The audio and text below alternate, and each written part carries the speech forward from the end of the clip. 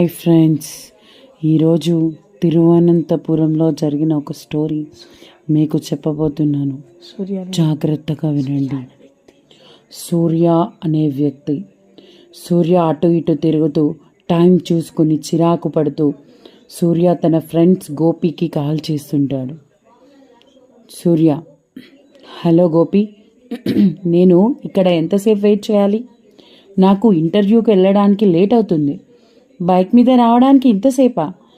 ఇంకా 15 నిమిషాలు పడుతుందా?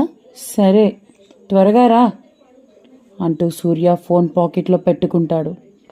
అటు ఇటు తల తిప్పి చూస్తాడు. తర్వాత వెనక్కి తిరిగి చూస్తాడు. సూర్యకి అక్కడ ఒక ఆఫీస్ బిల్డింగ్ కనపడుతుంది. సూర్య తనలోనే తాను మాట్లాడుకుంటున్నాడు. సూర్య: గోపి రావడానికి ఇంకా టైం పడుతుంది కదా, అంతలో ఇక్కడ ఒక రెజ్యూమ్ ఇచ్చి వస్తే బాగుంటుందేమో.